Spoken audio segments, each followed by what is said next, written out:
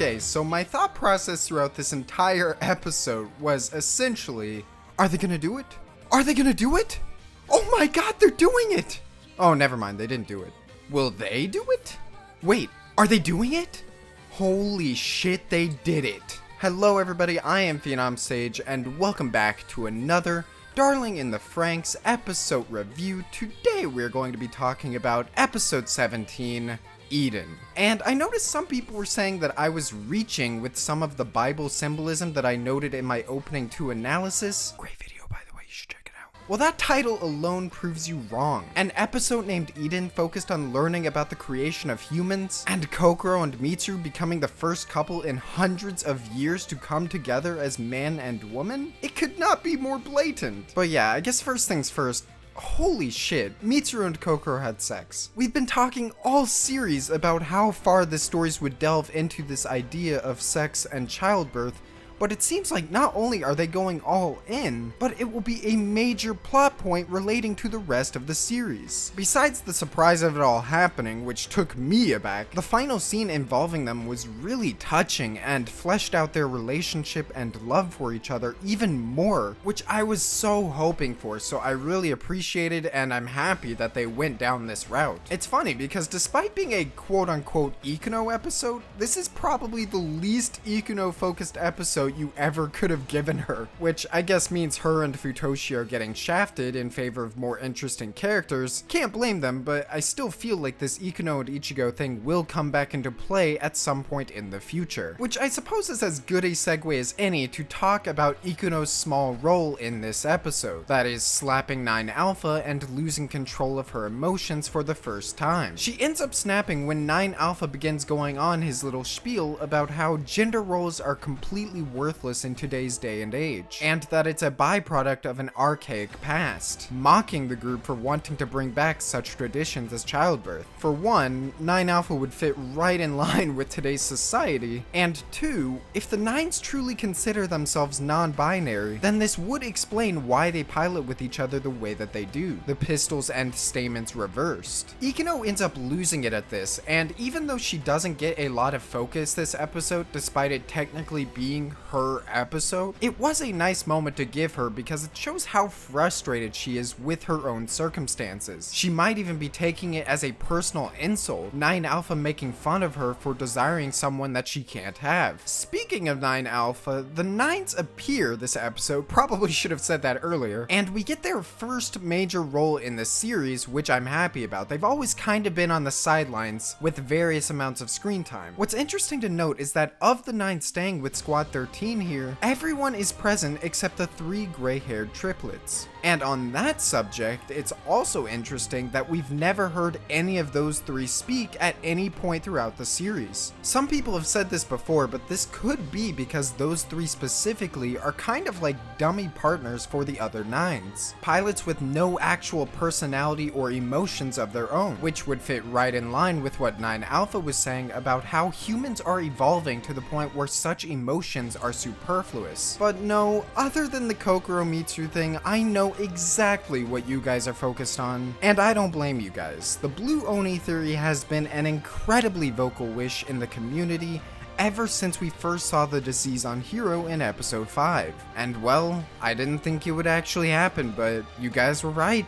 It's happening! Hero has sprouted horns of his own, and they are blue. On top of this revelation just being incredibly surprising for me, I just love the way they reveal it here because it's just so casual. What this means for his involvement in this whole overarching story, I don't know. Maybe it's just for the aesthetic, maybe it actually does have some kind of purpose later down the line, maybe it will come into play with this whole 0-2 sacrifice thing, I don't know. All I know is that by the end of this series, I better be seeing Blue Hero and Red 02 together. One little piece of information that we got was that all of the surviving squads and Franxx units from the previous battle have been gathered together in one place, assumedly for their final strike on the Klaxosaur Princess in the case that she didn't surrender, which as we know from this episode, she didn't. And that transitions us into talking about the Klaxosaur Princess herself, and I'd like to bring up this whole 0-1 theory that people have had since last week. One small detail that I didn't note in the opening to analysis was that in the very beginning, you can see the code numbers of all our squad rush by in a quick cut. But something unusual about these numbers is that at the very top is the code number 01. A lot of people think that 01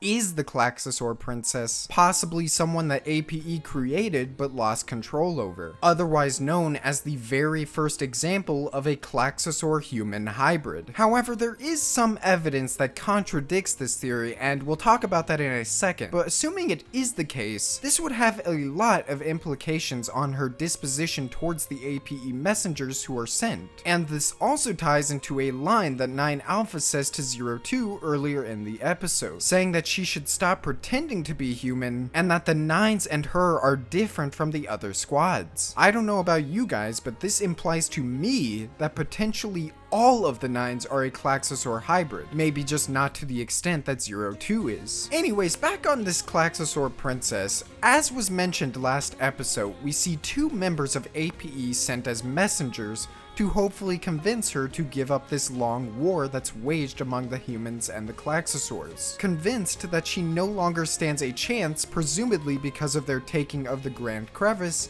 and the construction of Ringhorning. And the meeting that takes place between them reveals some very interesting stuff. For one, the princess lives in a fucking blue volcano, which is pretty awesome. But beyond that, we can see the princess transmitting some kind of thought into these messengers' heads. Words being sent directly to their brain, and their reaction telling us that it's something that they didn't know about before that they can't believe. Of course, they're keeping it a secret from us, but if I had to guess, it seems like the Klaxosaur princess has some kind of countermeasure for Ringhorny that these guys weren't aware of. Once she completely destroys them, we see the princess comment on how they're human wannabes, before showing that the suits these APE members were occupying are now empty. From my immediate impression, it seems like we're going full Ni no Kuni here, and every APE member, other than possibly Papa, could be a hologram, or some kind of virtual intelligence. And I know some people comment on the red of their robes, but I think that's just a part of the fabric, not actually blood. This ties into the very last scene with APE overlooking the planet, where one of them comments on how the princess and the Klaxosaurs will have to feel the pain of having the earth scorched by their own creation. Now, this is a huge what the fuck moment, but it's hard to imagine APE here referring to anything but 02, especially if we continue with the idea that 02 is the daughter or potential relative of this Klaxosaur princess. However, if this is the case, this does kind of disprove the theory of the princess being a creation of APE, because their line here about it being their creation wouldn't make much sense at all. Speaking of stuff that doesn't make sense, we learned during this episode that reproductive organs are actually required to operate the Franxx. Whether we'll actually delve into the science of this or if that's all the info we get, who knows. But in spite of this, we also learned that 02 actually has no reproductive organs like the rest of our squad, which honestly just broke my heart after hearing it. But above that, it does raise the question on how 02 has been piloting a Franxx unit this entire time. It's possible that the side effect of not having any reproductive organs is what's causing her to drain the people she pilots with of so many yellow blood cells, which would be the reason why she wasn't able to pilot with anyone except someone else who's ingested her blood, in this case Hero. On the topic of 02, it's finally revealed to us that the reason 02 was so desperate to kill the Klaxosaurs before is because APE told her it was the only way that she could become human. That clears up a lot of my confusion beforehand about why she thought killing the Klaxosaurs would change her, and I like that they tie that motivation into the Beast and the Prince story, APE acting as the witch who told 02 how she could become human. And finally, the last point to focus on in this episode is Nana. We all knew something was up last episode when she started cringing after her argument with Dr. Franxx, and it only escalates in this episode where it seems like she's relapsing into puberty due to the heightened irritation that she felt leaving the squad on their own. And it's now that we finally have official confirmation confirmation that Nana and Hachi were both parasites, who underwent some kind of indoctrination to strip them of these heightened emotions. What's really intriguing though is that 9 Alpha suggests simply replacing Nana with a new one. This explains a lot regarding their role in this society in general. Nana and Hachi not being names for these characters, but roles that certain parasites are required to fill. It's definitely a haunting plot revelation, but it makes sense within this universe. Anyways, the doctor's test seems to finally be over, and has resulted in him gaining a ton of data on how humans resort back to their reproductive capabilities. Whether this was his intention all along, I don't know, but now that it's over, it's likely that our plantation will be sent to join the others who have grouped up. Honestly, I have no idea why APE continues to let the doctor do what he wants, but now that 9 Alpha is informing Papa of what's going on, I doubt he'll be able to continue. We'll just have to see next episode, because that has been all from me for this darling in the Franxx episode review. Thank you all so much for watching. As always, this week was a super stacked episode with tons of foreshadowing, major plot turns, emotional character building. I'm just really digging the direction this series is going in, and I hope that you guys are enjoying it as much as I am. Let me know what you thought in the comments below, and of course, if you enjoyed anything I had to say, I would really appreciate it if you liked the video, and make sure to subscribe if you want to see any of my content in the future. And of course,